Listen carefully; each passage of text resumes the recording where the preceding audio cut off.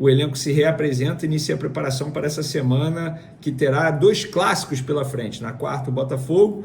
No sábado, o Vasco da Gama. A gente vai falar aqui qual é a programação na semana de treinamento, que horas o elenco treina. Vamos falar também sobre Alexandro. O jogador realizou o exame médico. Será que preocupa? Nós vamos contar para vocês. E vamos contar também que o Flamengo pode ter um novo treinador português. Pois é, a gente vai contar já já que treinador é esse que está na mira do Flamengo. E também vamos falar aqui para vocês qual foi a estratégia adotada pelo técnico Felipe Luiz, pela comissão técnica, ao colocar a Arrascaeta diante da Portuguesa durante a semana e no final de semana poupar contra o Fluminense. Tem motivos. Eu busquei esses motivos e vou trazer aqui para vocês no vídeo de agora. Mas antes, gostaria de pedir para você se inscrever no canal, dar o like no vídeo, ativar a notificação e também compartilhar esse vídeo com os amigos, com as amigas. Estamos bem próximos de bater mais uma importante marca aqui no canal. Então, conto com a colaboração de vocês para eu conseguir mais inscritos. Vamos para as informações antes, galera. Eu estou vendo aí nas redes sociais, após a entrevista coletiva nas últimas horas do técnico Felipe Luiz, uma repercussão muito grande em relação a uma declaração, uma parte da declaração. Na primeira resposta que ele deu, os torcedores do Fluminense não ficaram muito felizes com a resposta do Felipe Luiz, quando ele disse o seguinte, abre aspas, o Fluminense nunca vai ter o peso do Flamengo de ter que dominar o jogo, é muito mais fácil destruir que construir, fecha aspas. Gente, eu não vi nenhum desrespeito do Felipe Luiz ao Fluminense, tá? Com o Fluminense, em relação a essa parte. É só a gente analisar o jogo. A vitória era muito mais importante para quem? Para o Fluminense, que provavelmente nem vai se classificar para a semifinal da Taça Guanabara. E quem entrou em campo para não perder? O Fluminense. É contraditório, mas é a verdade. A estratégia do Mano Menezes deu certo. A gente precisa ser justo. Nesse jogo de tabuleiros, nessa rivalidade entre treinadores, o Mano Menezes saiu ganhando. Apesar do empate em 0-0, a estratégia do Mano deu certo e a do Felipe Luiz não. O Mano Menezes entrou em campo para isso mesmo. E na entrevista coletiva dele, ele deixou isso muito claro. A gente sabia que teria um jogo assim e tá tudo bem. Cada um com sua estratégia. E eu defendo a tese o seguinte, o Fluminense não vai se classificar para a semifinal. Gente, Campeonato Carioca é pré-temporada. O Fluminense está certo. Venceu o Vasco da Gama durante a semana, empatou em 0-0 com o Flamengo, como o próprio Mano Menezes disse, o melhor time do futebol brasileiro, ou que vem jogando o melhor futebol até o momento nesse início de temporada. A estratégia do Mano deu certo, e o Felipe Luiz, ao falar isso, não faltou respeito com o Fluminense não, pelo contrário, ele apenas falou que de fato foi o jogo. O Fluminense entrou em campo para não perder, o Flamengo tomou a iniciativa o tempo todo, inclusive a melhor chance de abrir o placar, de botar a bola na rede, foi do Flamengo, nos minutos finais de uma cabeçada, uma linda cabeçada do Everton Cebolinha, méritos do Fábio, fazendo a defesaça. Então, torcedor tricolor, você que me acompanha aqui, provavelmente esse corte vai chegar para algum tricolor, eu não vi nenhum desrespeito do Felipe Luiz com o Fluminense. Pelo menos essa é a minha visão. Não sei o que vocês acham. Olha, eu já ia esquecendo uma informação importante de mercado da bola que eu acabei de publicar nas outras redes sociais. O Santos venceu a concorrência com o Botafogo, encaminhou a contratação de Rolézer, Benjamin Rolézer, o argentino, que estava no Benfica. O Santos vai pagar 11 milhões de euros, bota aí mais de quase 70 milhões de reais por 85% dos direitos econômicos do argentino de 24 anos. O meio atacante havia dado ok ao Botafogo, tá? Estava certo já, palavrado com o Botafogo, mas decidiu pelo Peixe após uma conversa com o Pedro Caixinha. O que me falaram que o Pedro Caixinha utilizou, um dos argumentos foi, o Botafogo hoje não tem treinador, você não sabe quem vai ser contratado, e se esse novo treinador chegar e não gostar do seu futebol, não querer te usar, aqui você tem a certeza que a gente vai te usar, eu quero você no meu projeto, você pode jogar ao lado do Neymar. Então, foi assim que o Pedro Caixinha convenceu o argentino a jogar no Santos. Rapaz, enfim, só uma curiosidade, eu tô gravando esse vídeo aqui no intervalo do jogo Cruzeiro e Atlético Mineiro, e o Gabigol, expulso aos 29 do primeiro tempo, após dar uma cotovelada em Nianco, deu mole o Gabigol. Acho que a expulsão foi extremamente justa. Tô falando isso porque apareceu aqui o GIF da expulsão do Gabigol. Vamos falar de Flamengo aqui? O Flamengo divulgou a programação da semana. Repito, na quarta pega o Botafogo, dia 12 de fevereiro. O dia mais importante do ano é esse. Por que será? É aniversário do Venezinho Casagrande. A única coisa que eu quero de presente é vitória do Flamengo em cima do Botafogo, para a gente dar aquela zoadinha na Fernandinha Maia na quinta-feira, clássica. E no sábado o Flamengo pega o Vasco. E aí, sim, já respondo para vocês, o Felipe Luiz vai continuar girando o elenco, Carioca é pré-temporada, ele já avisou isso ontem, que, não, entre aspas, não vai matar nenhum jogador no estadual, porque ele pensa no início do Campeonato Brasileiro, certo está ele. Agora, muita gente, beleza, concorda com a estratégia, mas muita gente questiona por que o Arrascaeta jogou contra a Portuguesa e não jogou contra o Fluminense. Eu fui buscar os motivos. Antes de criticar, e de fato isso ficou na minha cabeça. Eu defendi o Felipe Luiz, mas eu fiquei com esse questionamento no meu eu lírico aqui. Beleza, mas por que ele botou contra a Portuguesa e não botou contra o Fluminense? Deve ter algum motivo, e eu fui buscar os motivos.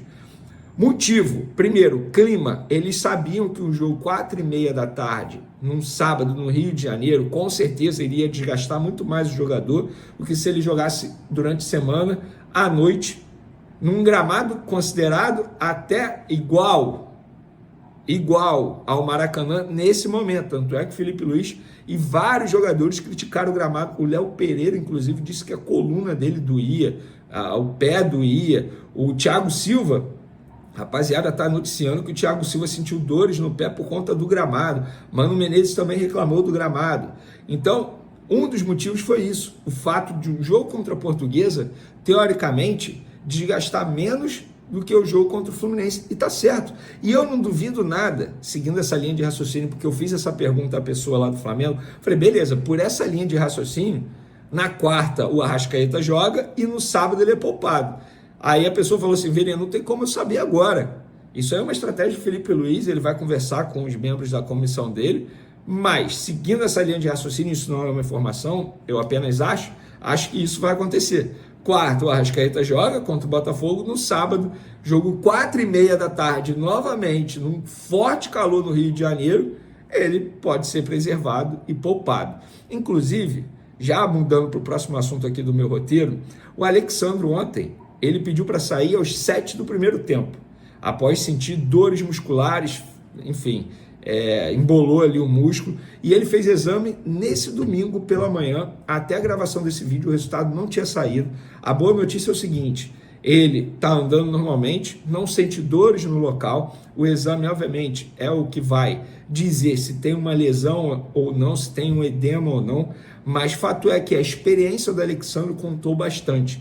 As pessoas do Flamengo me contaram o seguinte, Vene, não preocupa, pelo menos até o resultado do exame, a gente acha que não é nada grave, mas outro ponto que precisa ser destacado e mencionado é a experiência do Alexandre. Ele, no primeiro momento, ele pediu para sair, não forçou nada, tanto é que se você, essa pessoa até falou comigo, Vene, tanto é que se você analisar a imagem do Alexandre saindo de campo, ele está andando normalmente, ele não manca nada, ele sentiu o problema e logo pediu para sair, e tá certo ele, tá? Eu não critico o jovem que acaba forçando a barra, porque fica com receio de pedir para sair. Eu já conversei com muito jogador sobre isso. O jovem, ele acha que muita gente vai dizer que ele está amarelando no clássico, enfim. Mas o Alexandre é um cara extremamente inteligente. E na boa, no banco tem o Ayrton Lucas, que seria titular, sei lá, em 90% dos clubes da Série A aí, porque o Ayrton Lucas é um bom jogador. Embora eu prefiro o Alexandre, obviamente, mas o Ayrton Lucas é um bom jogador. Posso dizer que é um reserva de luxo no Flamengo. Galera, informação aí, vamos lá. Os representantes do CSKA estão em São Paulo, fechando a contratação do Alejandro, atacante do Red Bull Bragantino, tá? Que se destacou pelo Vitória em 2024, foi até um dos artilheiros do Campeonato Brasileiro. E o CSKA estava negociando com o Red Bull Bragantino, tentaram a contratação numa negociação, mas o Red Bull Bragantino, a empresa, não queria fazer negócio com o CSKA, então a escolha, o caminho foi pagar a multa rescisória. O jogador vai pagar a multa rescisória ao Red Bull Bragantino de 5 milhões de euros, e aí o CSKA obviamente deposita na conta do jogador, e o jogador vai assinar contrato de 4 anos com o CSKA, já está exame feito e tal, e agora os representantes do CSKA vêm ao Rio de Janeiro para fechar a contratação do Lohan. E o Flamengo espera a chegada deles para dar continuidade e aí finalizar essa venda finalmente, porque é uma novela que está se estendendo já há muito tempo. 8 milhões de euros por 80%, vocês já sabem o valor. Galera, informação extremamente importante. Eu já havia dito para vocês que a ideia da diretoria do Flamengo é tirar o Kleber dos Santos do sub-20, do comando sub-20. Não por conta do desempenho ruim no início do Campeonato Carioca. Isso já era uma análise sendo feita há muito tempo, porque a intenção deles é, como que eu vou dizer, alinhar a metodologia de trabalho entre todas as categorias do Flamengo, do sub-8 até o profissional. Ou seja, jogar com a mesma metodologia, jogar com o mesmo estilo. O próprio Felipe Luiz já disse isso numa entrevista coletiva recente, que o sonho dele é esse, que as categorias, todo mundo jogue da mesma maneira, à lá Flamengo. Então, seguindo essa linha, eles acham que o Kleber dos Santos não se encaixa nesse perfil. E eles estavam entrevistando alguns treinadores. E eu apurei que eles fizeram proposta para um treinador português. Trata-se de Nuno Campos, de 49 anos, tá? Treinador português, começou como auxiliar no Clube Futebol Estrela, lá em 2005, aí teve passagem por vários clubes de Portugal, inclusive o Porto, inclusive Paços de Ferreira, inclusive Braga, teve uma passagem pelo Shakhtar Donetsk entre 2016 e 2019, onde inclusive conheceu José Boto, trabalhou com José Boto, passou pela Roma também como auxiliar técnico entre 2019 e 2021, Santa Clara de Portugal, Tondela, e também passou recentemente pelo Toluca do México como auxiliar técnico da equipe principal. Proposta feita, a ideia é que esse treinador assuma o sub-20 do Flamengo após a disputa da Libertadores sub-20, ou seja, o Kleber dos Santos será mantido para a disputa dessa competição e depois o Nuno Campos chega e assume. Ou seja, torcedor rubro-negro, em breve poderemos ter um treinador português na equipe sub-20 do Flamengo.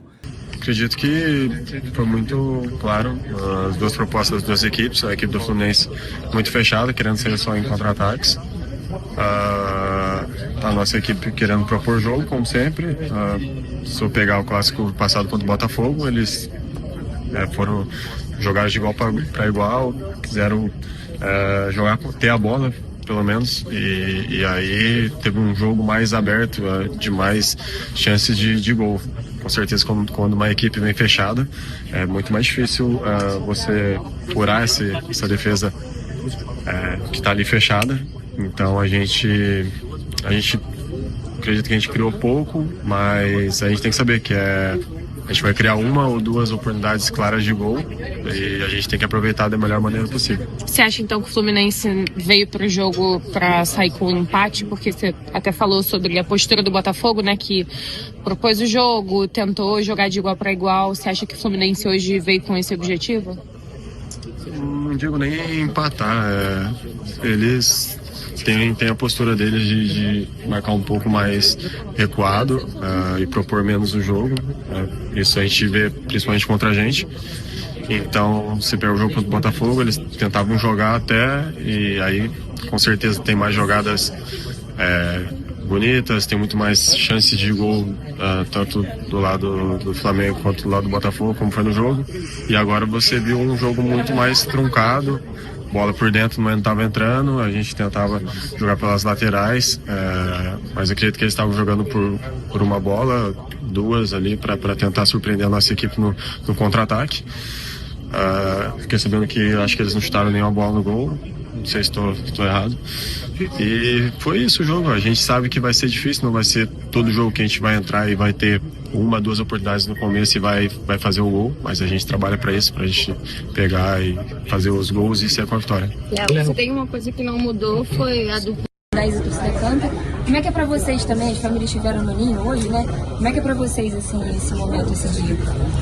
É um dia triste, assim, porque a gente sabe do sonho que tinha esses meninos, essas famílias. A gente já teve a idade deles e com certeza tenho comigo que eles dariam de tudo para de repente estar no Maracanã hoje, vestindo o manto e representando suas famílias. Então hoje a gente jogou por nós e também por eles, porque acredito que eles realmente dariam de tudo para estar aqui no nosso lugar. Obrigada, Léo. Valeu. Ele me olhou torto, então O Léo foi embora. Não vou gastar meu crédito, não, que eu já perguntei pro Ronaldo. tu é malandro. Não dá pra não te perguntar sobre isso. Você que é um cria do Ninho, hoje completam 6 anos desde a tragédia, né, que ocorreu no Ninho. Eu queria que você falasse um pouco sobre essa marca de 6 anos, sobre o legado dos garotos do Ninho, que infelizmente não estão mais com a gente. Boa noite. É um assunto muito delicado, né? Isso, quando aconteceu, todos nós ficamos muito abalados com tudo. Acho que é desejar solidariedade para todas as famílias e dizer que eles nunca serão esquecidos, eles sempre serão lembrados por todos nós profissionais do Flamengo e pela nação também. Boa noite, Everton. Hoje foi um jogo difícil, principalmente para você, para o Eric ali no meio campo, a marcação estava muito encaixada. Qual foi a maior dificuldade, digamos assim, dentro de campo, de jogadores marcando você? O que o Fluminense impediu, principalmente, a fazer você e o Pulgar terem uma boa partida, digamos assim? Como você falou, eles estavam com a marcação muito firme ali no meio de campo. A gente realmente não conseguimos criar muito, mas acho que é rever o que a gente fez de bom e o que a gente fez de ruim também para consertar para quarta-feira. Everton, muita gente estava criticando, principalmente no intervalo, a postura da arbitragem. Vocês no meio-campo tiveram alguma dificuldade, né? Muitas faltas aconteceram por ali. O que você pode falar sobre a arbitragem do jogo, quanto isso pode ter comprometido também na bola rolando? Sim, a arbitragem estava um pouco complicada ali, complicando muito o jogo, parando pouco o jogo, né? Tava dando poucas faltas, eu acho, pra gente. Mas do jogo, a gente não tem muito o que reclamar. Eu acho que é só correr e tentar dar o nosso melhor para sair com a vitória. Mas não foi o que aconteceu hoje, felizmente. Valeu, galera. Obrigado. Pode? Pode. Rossi, o Flamengo hoje não conseguiu criar tanto ofensivamente, não fez o gol, mas também não sofreu tanto na parte defensiva. Você pouco foi acionado durante a partida. O que você pode tirar de positivo desse jogo, apesar do 0-0? Não, sabemos que a gente, primeiro que nada, é muito importante a gente não perder um clássico, é muito importante. O ano passado a gente, por detalhes, perdeu o clássico contra eles no Brasileiro, então hoje, além de ser um novo ano, uma nova competição, o Carioca que recém começa, o ano que recém começa, a gente não ter perdido hoje é importante. E depois, com respeito ao ataque, acho que a gente fez o nosso jogo, o Fluminense faz o jogo deles, de fechar bem na área, de ter muita gente na área no momento de defender. Acho que nesse momento a gente tentou, mas quizás não foi tão claro. Então aí a gente sabe que tem que melhorar algumas pequenas coisas para poder chegar àquelas situações do gol que a gente precisa. Mas, como falei recém, acho que não sei se o Felipe falou também, que o ano recém começa e é melhor a gente buscar a maneira de continuar evoluindo hoje, que a gente pode errar e continuar evoluindo para ter uma grande temporada na frente.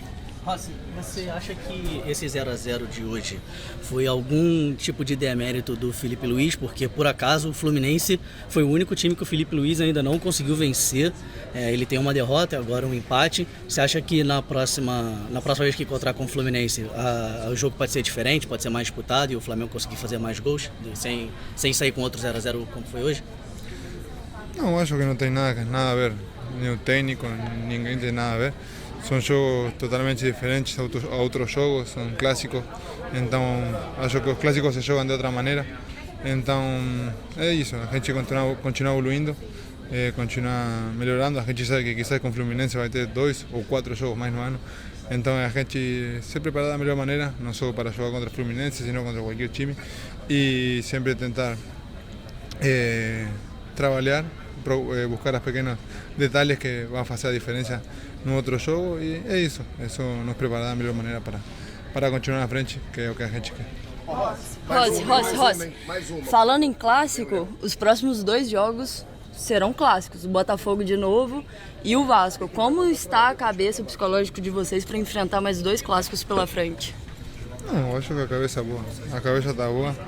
A gente, quizás o jogo mais importante que a gente teve até o momento foi a Supercopa, e a gente fez uma grande final, a gente conseguiu vencer, então dá quizás uma aliviada na cabeça. Então, nesse caso, a gente são clássicos, são jogos diferentes, são jogos importantes.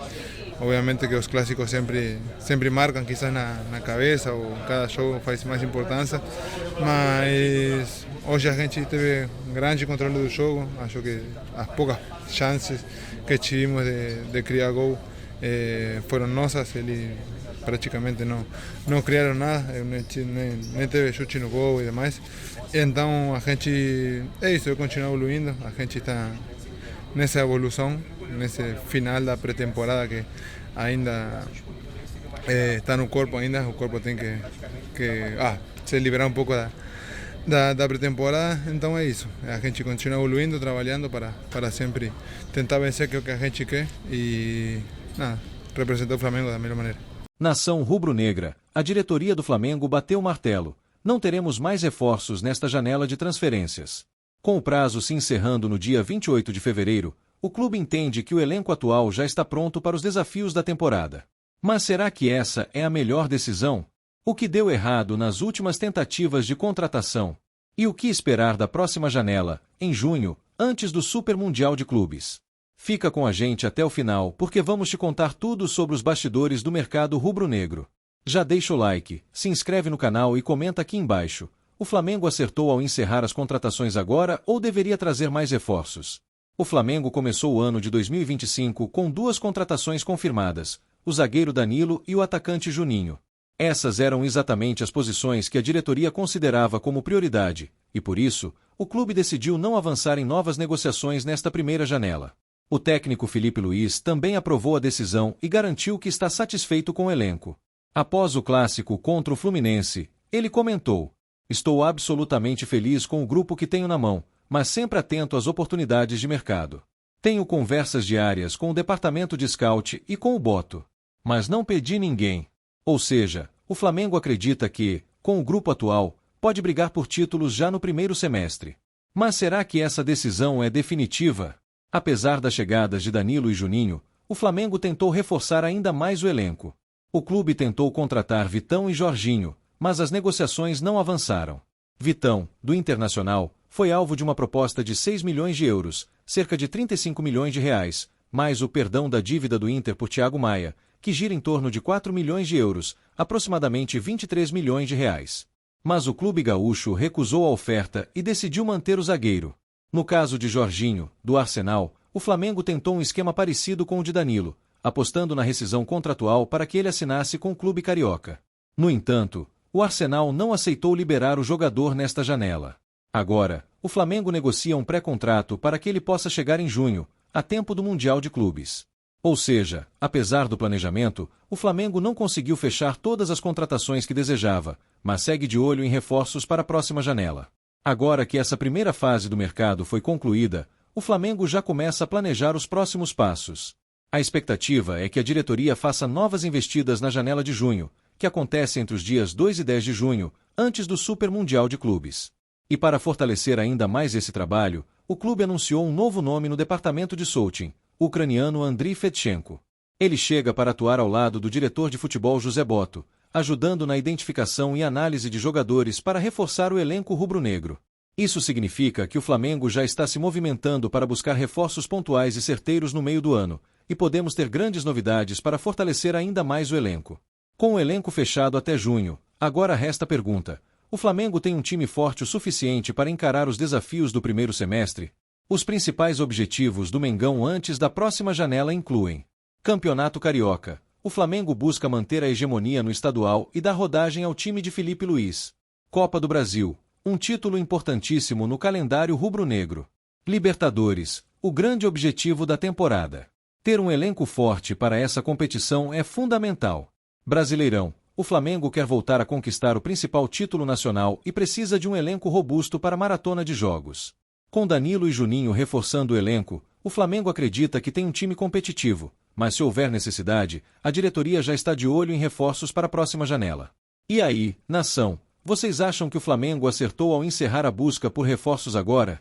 Ou o clube deveria ter insistido mais em algumas contratações? Comenta aqui embaixo sua opinião. Aproveita para deixar o like no vídeo, se inscrever no canal e ativar o sininho para não perder nenhuma atualização sobre o Mengão. Aqui, você sempre fica por dentro de todas as novidades do maior do Brasil. Saudações rubro-negras e até a próxima!